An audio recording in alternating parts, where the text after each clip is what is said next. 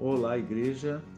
Feliz Natal. Hoje é dia 26 de dezembro de 2023. Ainda podemos desejar Feliz Natal. Nós somos a Igreja Nova Vida em Piedade. Eu sou Anderson Silvério e nós estamos aqui para dar continuidade a mais um plano de leitura anual. Estamos caminhando para o finalzinho e nós estamos falando sobre o livro de Apocalipse, capítulo 1, 2, 3 e 4. Convido os irmãos a não ficarem apenas nessa reflexão, mas que os irmãos possam pegar da sua Bíblia, ler e que o Espírito Santo possa falar com cada um, porque à medida que a gente vai lendo, eu já li 3 vezes esses 3 capítulos, e à medida que a gente vai lendo, Deus vai se revelando coisas diferentes, nós vamos aprendendo coisas diferentes, né? É muito interessante que o texto diz assim: bem-aventurados aqueles que leem, ouvem e praticam as palavras. Já começa lá no capítulo 1 falando isso, né? Então, irmãos, ele já nos alerta para a gente ler, para a gente ouvir, né? As palavras que estão aqui neste livro. E eu quero ressaltar aqui um pedacinho que está dizendo aqui no capítulo 1, versículo 20. Ele vai relatando sobre os mistérios das sete estrelas, dos 7 candeeiros que ele vê na mão de Jesus. E aí Jesus fala para ele assim, quanto ao mistério das 7 estrelas que viste na minha mão direita e os 7 candeeiros de ouro, as 7 estrelas são os anjos das 7 igrejas e os 7 candeeiros são as 7 igrejas. E no capítulo 2, ele diz assim: estas coisas diz aquele que conserva na mão direita as 7 estrelas e anda no meio dos 7 candeeiros.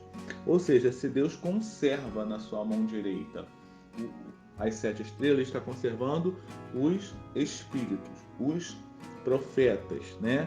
Os profetas, os pastores, os anjos da igreja. E ele diz que ele anda no meio dos 7 candeeiros. Então, ele anda no meio das igrejas. Quem são essas 7 igrejas, irmãos?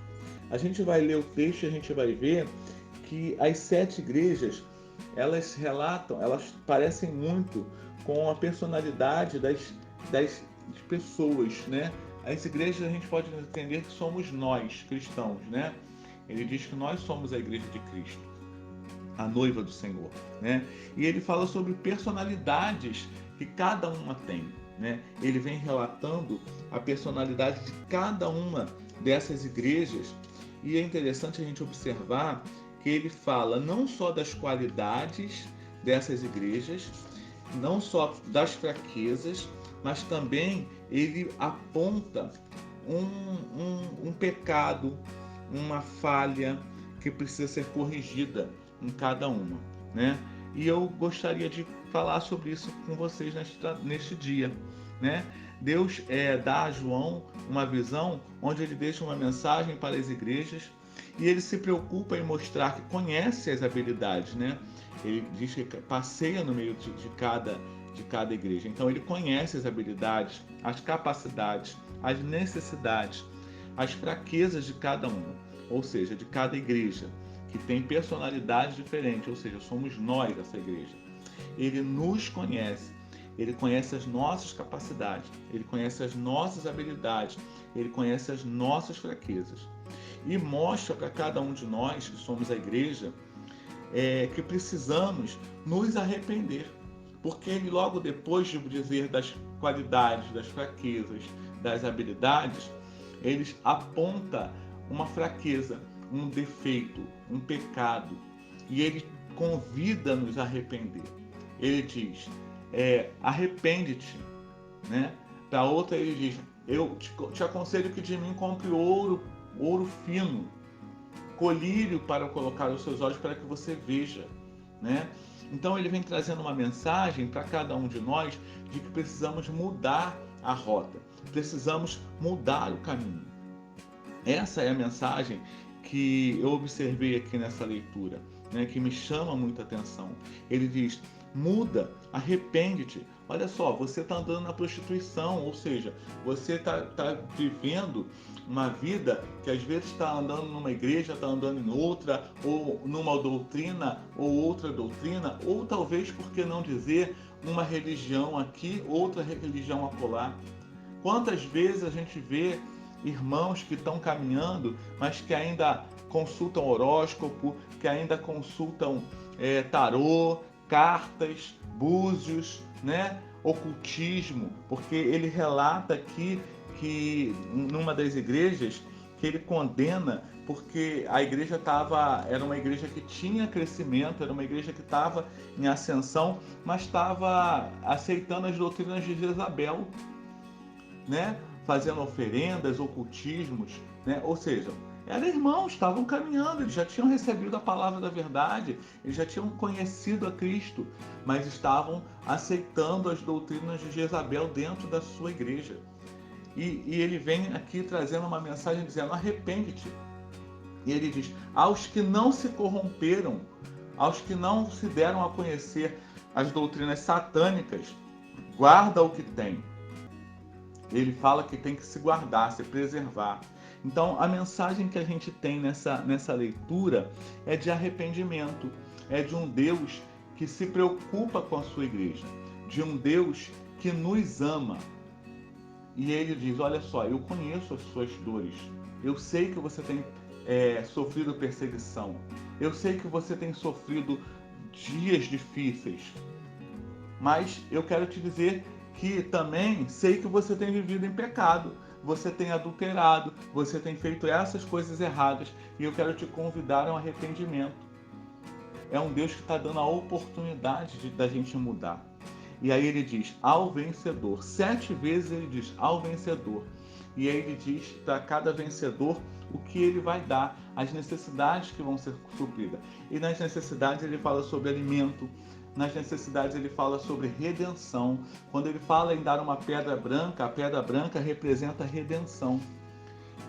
No tempo antigo, quando o réu era absolvido, ele recebia uma pedra branca para dizer: olha, ele foi absolvido. Ou então, quando alguém era convidado para uma festa muito grande, ela recebia uma pedra branca como um passaporte para aquela festa. Então ele fala aqui sobre redenção, ele fala sobre passaporte para a salvação, ele fala sobre governo, que ele vai dar aos vencedores do governo. Irmãos, o nosso tempo é muito curto. A gente fica aqui falando, a gente vai ter muita coisa para falar. Mas a mensagem principal dessa leitura é: arrependam-se. Voltem-se à prática do primeiro amor. Voltem-se para mim. É isso que ele diz, né? E ele vai nos deixando essa mensagem, e a todo tempo ele diz: ao vencedor dar-lhe-ei. Ao vencedor dar-lhe-ei sentar comigo. Ao vencedor dar-lhe-ei comer do maná escondido. Ao vencedor dar-lhe-ei receber uma pedra branca, ou seja, a absolvição. Irmãos, esse é o convite do nosso Deus. O convite a uma nova vida, a uma nova aliança. E aí, finalizando no capítulo 4, João diz assim, no capítulo 4: depois destas coisas, olhei, e eis não somente uma porta aberta no céu, como também a primeira voz que ouvi, como de trombeta, ao falar comigo, dizendo: sobe para aqui, e te mostrarei o que deve acontecer depois destas coisas. E aí, se a gente continuar lendo, a gente vai ver o relato de João falando sobre o trono, vai ver o relato de João falando sobre os 24 anciões, sobre os 4 seres viventes, ou seja, ele vai relatar o grande julgamento, né? Então, Jesus fala para ele: vem, eu vou te mostrar o que vai acontecer depois dessas coisas. Ou seja, olha só, eu estou avisando as igrejas, né? Aos meus filhos, que somos nós a igreja. Eu estou avisando o que eles precisam mudar, o que precisa ser feito para ser reconhecido como vencedores, né? E agora, se eles não fizerem, terá um julgamento, né? E aí ele está dizendo a João, tudo isso aqui eu estou dizendo para eles o que não fazer. Né? O que eles devem abandonar, o que eles devem rejeitar, o que eles devem corrigir, né? Porque vai chegar um dia, depois de todas essas coisas, que haverá um julgamento. Ou seja, se eles não se encontrarem aptos, se eles não se encontrarem vencedores, eles serão julgados e talvez pode ser que eles não se encontrem aptos para reinar comigo, para receber a absolvição. Queridos, essa mensagem é muito importante nesses dias finais que estamos vivendo. Estamos falando de final de ano e a gente deve parar.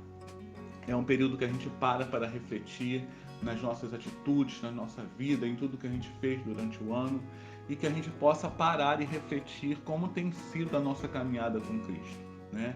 E eu te convido a parar e refletir o que precisa ser mudado, o que tem que ser deixado para trás, para que você possa ser achado vencedor e receber da parte de Deus aquilo que Ele promete para cada um desses vencedores, né? Que o Senhor possa achar em nós um coração apto para ouvir essa palavra, que possamos estar com os nossos ouvidos, como ele disse assim, quem tem ouvido, ouça o que o Espírito diz à igreja. Que possamos estar com os nossos ouvidos abertos para ouvir o que o Espírito diz à igreja que somos nós. Porque logo depois ele diz assim, eis que venho sem demora. E para que quando ele vier sem demora, como ele diz, que nós não sejamos pegos de surpresa, mas que nós possamos reinar com Ele, que nós possamos nos assentar no trono com Ele, que nós possamos comer do maná escondido. Irmãos, vamos guardar essa palavra, vamos ler essa palavra, viver esta palavra. Este é o desejo para a sua vida, para a minha vida, não só no dia de hoje, mas no resto deste ano e em todo o ano de 2024. Que Deus abençoe a sua vida, tenha um excelente dia e que essa palavra possa frutificar no seu coração.